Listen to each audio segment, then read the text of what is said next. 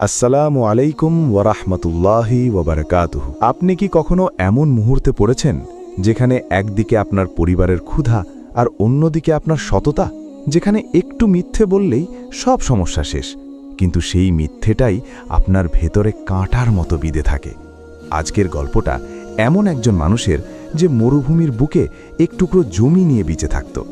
তার কাছে একদিন এলো এমন একটি প্রস্তাব যা নিলে সে রাতারাতি ধনী হয়ে যেত, কিন্তু সেই প্রস্তাবের পেছনে লুকিয়েছিল একটি ভয়ঙ্কর সত্য।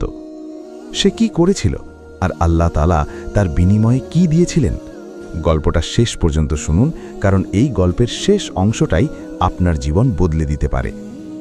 আরবের মরুভূমির প্রান্তে, যেখানে দিনের রোদ পাথরকে পুড়িয়ে দেয় আর রাতের বাতাস হাড় কাঁপায়, সেখানে একটি ছোট্ট গ্রাম ছিল। গ্রামের নাম ওয়াদিউল আমল, আশার উপত্যকা। সেই গ্রামে বাস করত ইউসুফ নামের এক কৃষক। বয়স 50-এর কাছাকাছি। মাথার চুলে পাক ধরেছে, হাতের তালু খসখসে, বছরের পর বছর লাঙল ধরে ধরে, কিন্তু চোখ দুটো এখনও শান্ত, এখনও সরল। ইউসুফের কাছে ছিল মাত্র 1 বিঘা জমি। তাতে সে চাষ করত খেজুর আর কিছু সবজি। স্ত্রী মারিয়াম আর 2 ছেলে, ছোট ইব্রাহিম আর বড় দাউদ। এই 4 জন মিলেই তার পৃথিবী। জীবন কঠিন ছিল, কিন্তু ইউসুফ কখনো অভিযোগ করত না। ফজরের আজান হলে সে উঠে পড়ত, নামাজ পড়ত, তারপর জমিতে নামত। বলতো, আল্লাহ রিজিক দেন, আমার কাজ শুধু চেষ্টা করা। কিন্তু সেই বছর বৃষ্টি হয়নি।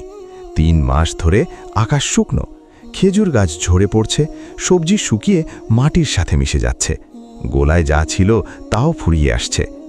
একদিন সন্ধেবেলা মারিয়াম খুব আস্তে বলল, ইউসুফ, ঘরে আর চাল নেই, আগামীকাল বাচ্চারা কি খাবে? ইউসুফ চুপ করে রইল।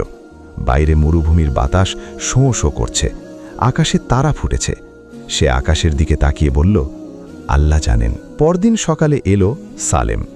সালেম ছিল পাশের শহরের ধনী ব্যবসায়ী। মোটা শরীর, চকচকে পোশাক, মুখে মিষ্টি হাসি, কিন্তু চোখে সব সময় হিসেব।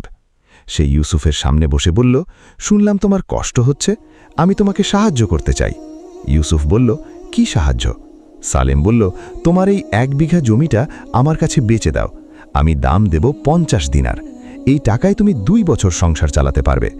ইউসুফ চুপ করে থাকল। 50 দিনার! সে জীবনে একসাথে এত টাকা দেখেনি। বাচ্চাদের মুখের দিকে তাকালো। ইব্রাহিম গতকাল থেকে কিছু খায়নি। দাউদের শরীর শুকিয়ে যাচ্ছে, সে প্রায় রাজি হয়ে যাচ্ছিল। তখন হঠাৎ মনে হলো, কিন্তু সালেম কেন এই জমি কিনতে চাইছে? এই শুকনো জমির দাম 50 দিনার কেন দেবে?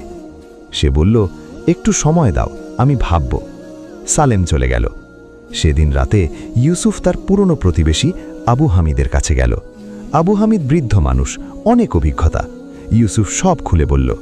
আবু হামিদ শুনে বললেন, ইউসুফ, আমি একটা কথা শুনেছি।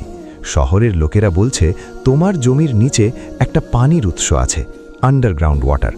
যদি কূপ খোঁড়া যায়, সেখান থেকে সারা বছর পানি পাওয়া যাবে। সালেম সেটা জানে, তুমি জানো না। ইউসুফ থমকে গেল। তার মাথার মধ্যে ঘুরতে লাগলো, সালেম তাকে ঠকাতে চাইছে, মিথ্যা দাম দিয়ে এই মূল্যবান জমি কিনে নিতে চাইছে। পরদিন সালেম আবার এলো। এবার দাম বাড়িয়ে বলল 60 দিনার। ইউসুফ বলল, সালেম ভাই, আমি জানি এই জমির নিচে পানির উৎস আছে। সালেমের মুখ ফ্যাকাশে হয়ে গেল। ইউসুফ শান্তভাবে বলল, তুমি আমাকে ঠকাতে চেয়েছিলে, কিন্তু আমি এই জমি বেচব না। সালেম রাগ করে চলে গেল। যাওয়ার আগে বলল, পস্তাবে তুমি, এই শুকনো মরুভূমিতে পচে মরবে। ইউসুফ একা দাঁড়িয়ে রইল। এখন মাথায় এলো আসল প্রশ্ন। পানির উৎস থাকলেও কূপ খুঁড়তে টাকা লাগবে। সেই টাকা কোথায়? ঘরে খাবার নেই, বাচ্চারা অনাহারে, আর সে সততা আঁকড়ে বসে আছে। সেই রাতে ইউসুফ নামাজে বসল। দীর্ঘ সিজদায় গিয়ে কাঁদল। বলল, ইয়া আল্লাহ, আমি তোমার কাছে মিথ্যার আশ্রয় নেইনি, আমি সততা ধরে রেখেছি। এখন তুমিই আমার একমাত্র ভরসা। তখন মনে ভেসে উঠল কুরআনের সেই আয়াত, যা তার বাবা তাকে ছোটবেলায় শিখিয়েছিলেন। ওয়ামাই ইয়াত্তাকিল্লাহা ইয়াজআল লাহু মাখরাজান ওয়া ইয়ারযুকহু মিন হাইসু লা ইয়াহতাসিব। বাংলা অর্থ, যে আল্লাহকে ভয় করে, আল্লাহ তার জন্য পথ বের করে দেন এবং তাকে এমন জায়গা থেকে রিজিক দেন যা সে কল্পনাও করেনি।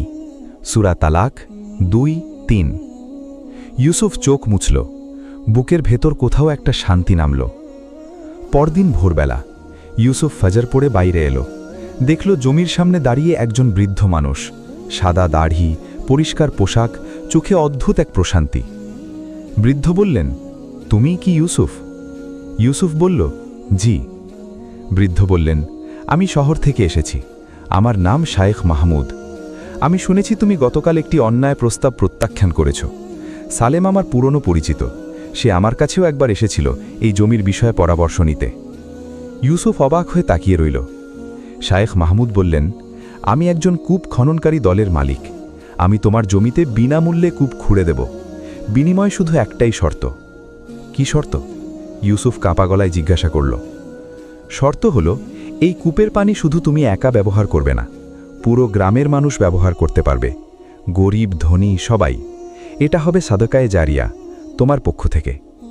ইউসুফের চোখ ভরে উঠল। সে বলল, আল্লাহর কসম, এর চেয়ে ভালো প্রস্তাব আমি জীবনে পাইনি। 3 দিনের মধ্যে কূপ খোঁড়া শুরু হলো। 7 দিনের মাথায় মাটির নিচ থেকে ঠান্ডা পরিষ্কার পানি উঠে আসতে লাগল। পুরো গ্রামে আনন্দের ঢেউ। কিন্তু এখানেই গল্প শেষ নয়। সেই কূপের পানি পেয়ে ইউসুফের জমি আবার সবুজ হল, খেজুর গাছে ফল এলো, সবজি ফলল। আশেপাশের কৃষকেরাও তার কূপ থেকে পানি নিয়ে চাষ করতে লাগল। আর সালেম একদিন খবর পেয়ে দৌড়ে এলো, দেখল ইউসুফের জমি এখন গ্রামের সবচেয়ে সবুজ জায়গা। কূপের চারপাশে মানুষের ভিড়। ইউসুফ মাথা উঁচু করে দাঁড়িয়ে, সালেম মাথা নিচু করে চলে গেল। এই মুহূর্তে প্রিয় দর্শক, মনে পড়ছে রাসূলুল্লাহ সাল্লাল্লাহু আলাইহি ওয়াসাল্লামের একটি অমূল্য হাদিস।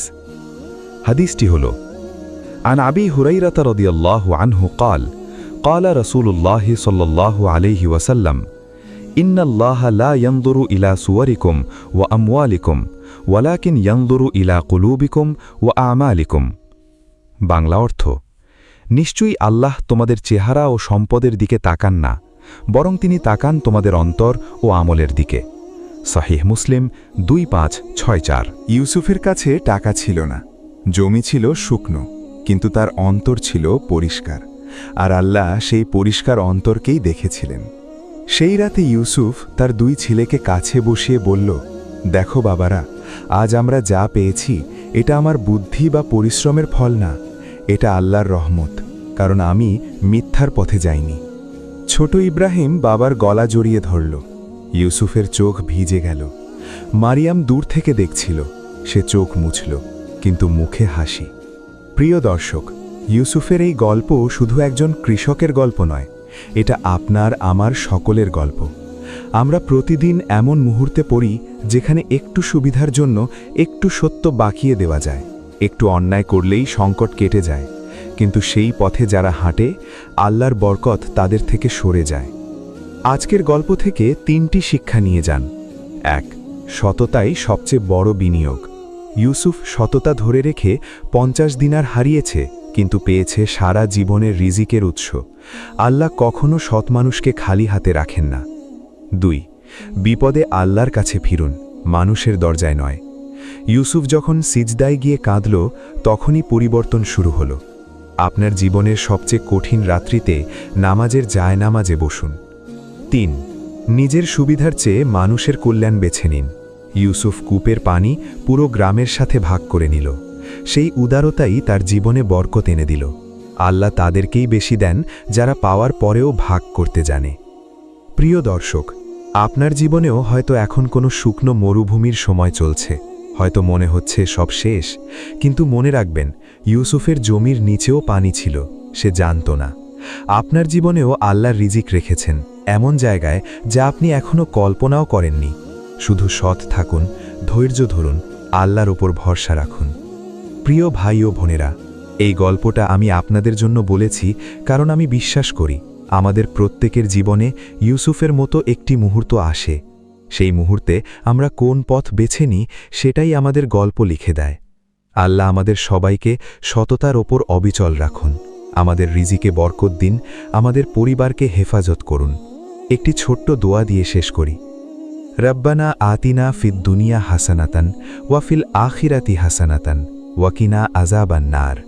বাংলা অর্থ, হে আমাদের রব, আমাদের দুনিয়াতে কল্যাণ দিন, আখিরাতেও কল্যাণ দিন, এবং আমাদের জাহান্নামের আযাব থেকে রক্ষা করুন। সূরা বাকারা 201। প্রিয় দর্শক, যদি আজকের গল্পটা আপনার ভালো লেগে থাকে, আপনার কাছের মানুষদের সাথে শেয়ার করুন। হয়তো এই গল্পটাই কারো কঠিন মুহূর্তে একটু আলো জ্বালিয়ে দেবে। আল্লাহ হাফেজ। আসসালামু আলাইকুম ওয়া রাহমাতুল্লাহি ওয়া বারাকাতুহু।